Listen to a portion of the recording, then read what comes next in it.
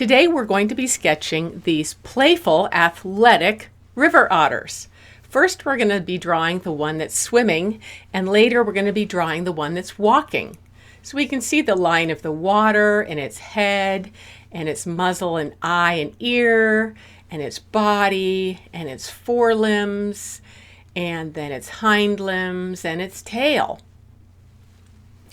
So let's start with a line for the water. And this doesn't have to be too exact, but just a very light line that's going across the paper horizontally.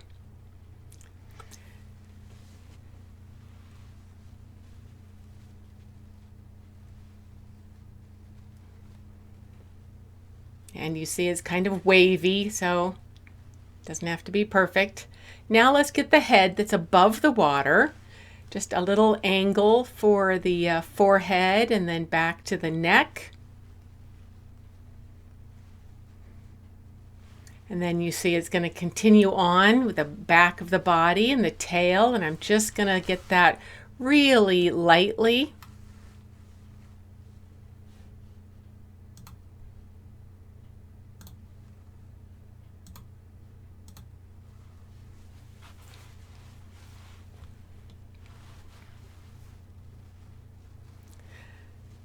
So let's firm up the head a little bit, the muzzle and the forehead.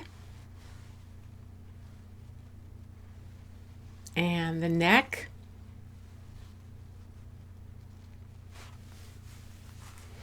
And let's place the eye.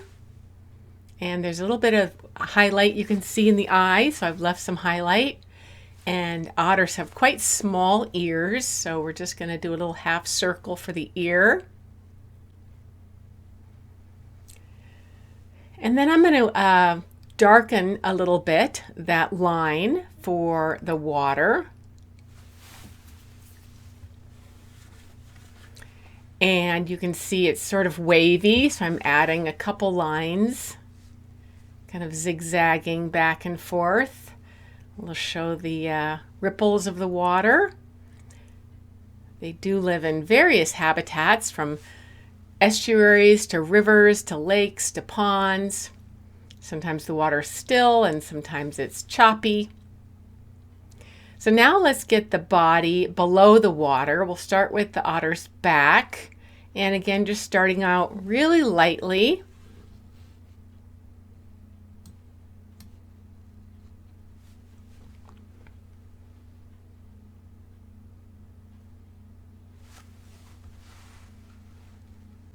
And adding that tail. And the tail is a little bit twisted because he is using it to swim. They have a very long and very strong tail to help them swim and balance in the water and on land. So you can see a little bit of the underside of the tail. So I'm doing a little kind of S shape, showing both the top and the bottom of the tail.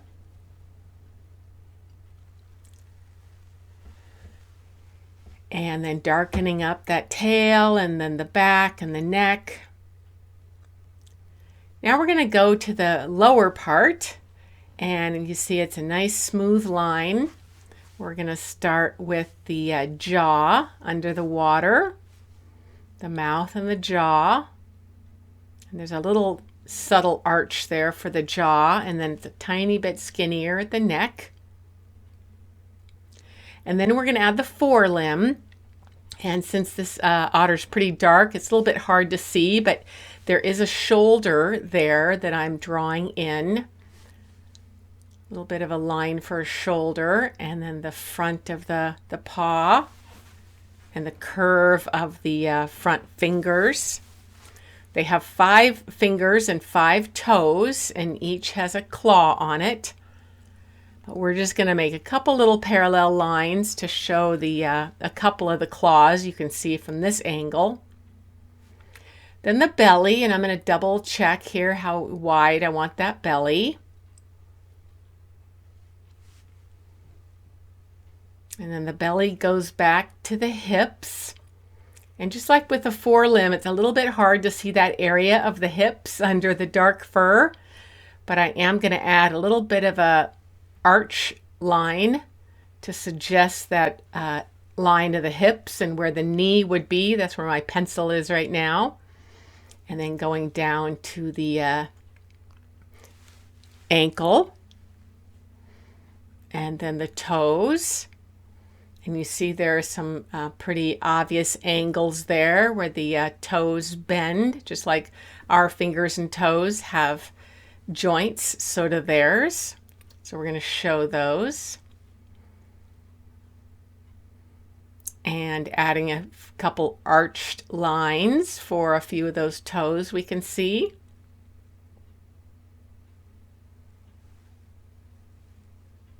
So now we have the basic shape of our otter.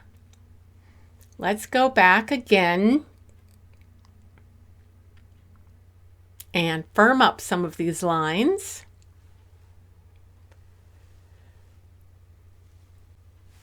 So we're going to go back. We're not necessarily copying the lines we have. You might want to modify some. We just want to look again closely at our otter photograph.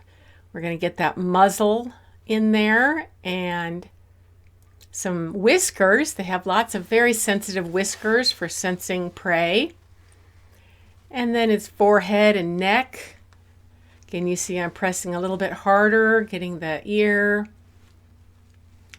And then down on the back of the body under the water. And that nice thick muscular tail, which is twisted a little bit so you can see the underside of the tail because it swishes the tail back and forth to help it swim in the water. Now going back to the front of the otter underwater, the jaw line and then the neck. And then firming up the shoulder and the wrist and those couple fingers you can see. And then the belly. And then the hip.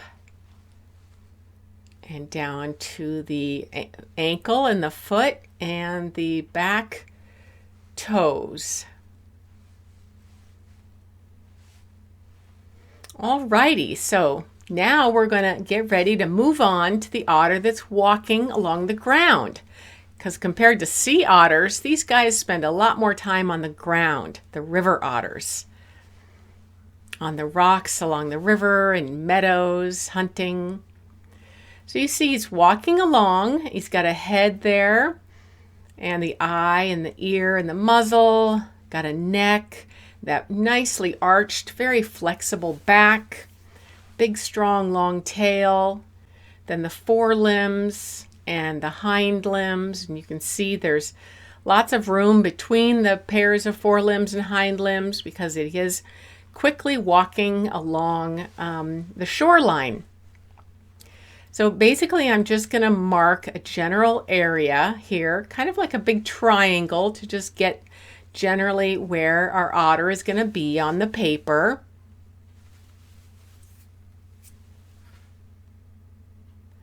And a nice arch, flexible back, and long, strong tail. And now we have that boxed in. We're going to start with the head and going a little darker with the muzzle and then the forehead, a little bit of an arch for the forehead, a neck. We've got a shoulder right there, a very subtle bump for the shoulder bones that are connected to the front legs. And then that nice arch for the back.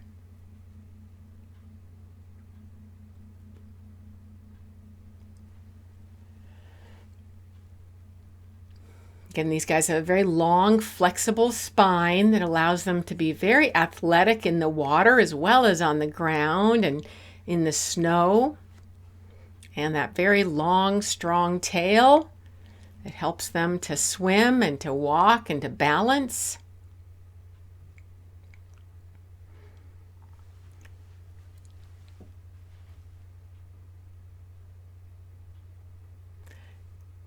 Now the bottom of the otter, the jaw. And then a slightly different angle for the neck.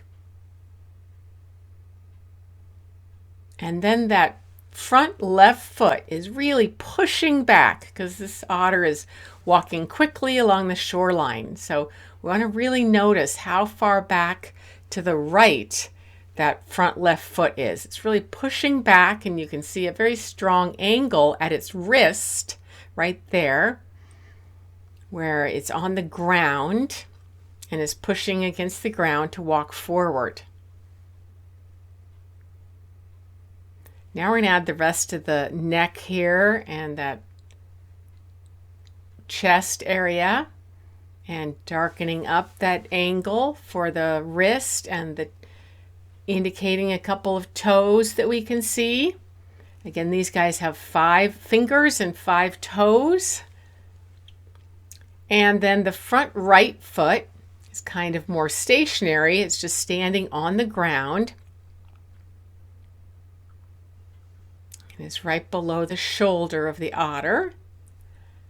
And there is a pretty sharp angle where the foot or the hand, as it were, is on the ground. These animals do walk with a flat foot, kind of like humans or bears, not up on their toes like a deer. So that whole foot is on the ground.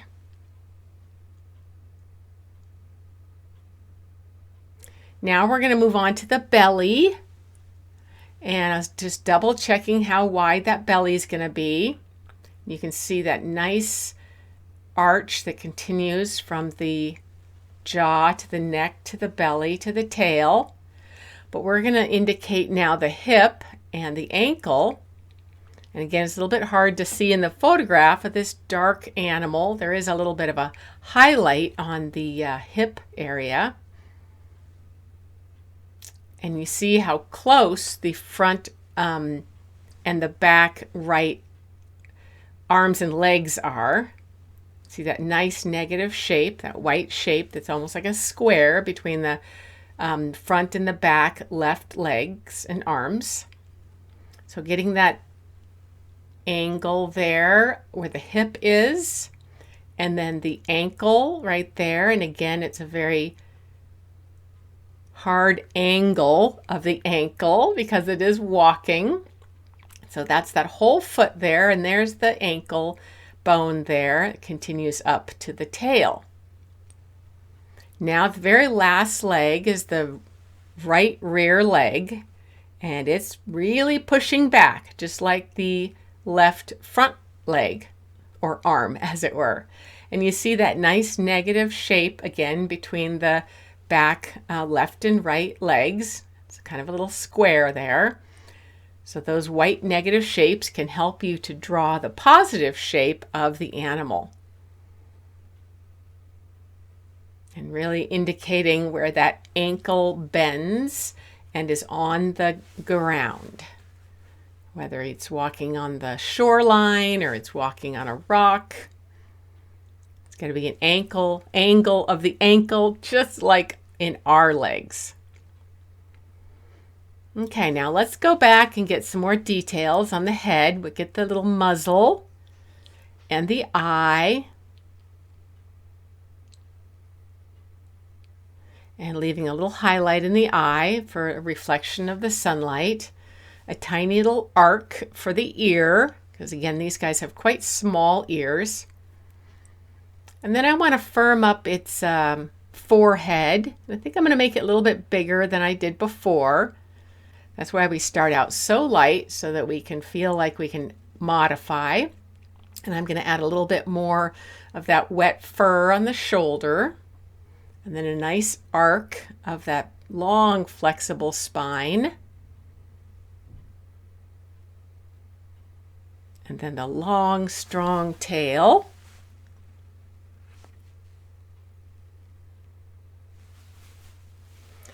And then the bottom part of the otter, the chin there and the jaw. And whiskers again, they have very sensitive whiskers, also known as vibrissae, that help them sense their prey and their surroundings, especially at night and when they're swimming in the water. Now firming up its front left arm. And that shoulder area, that's the elbow there. Now the right front arm.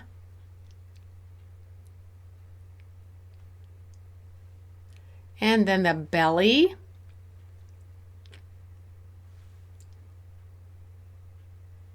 And the hip. And the angle of the ankle.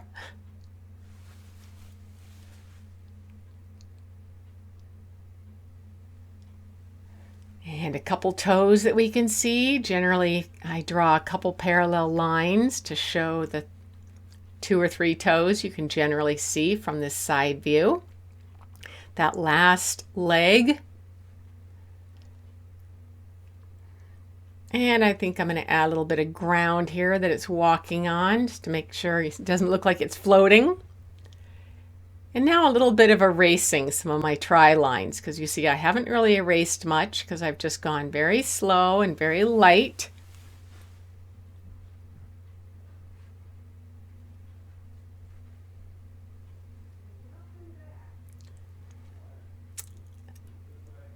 And those are our river otters. I hope you really enjoyed drawing these river otters swimming and walking, and you learned a bit about their anatomy.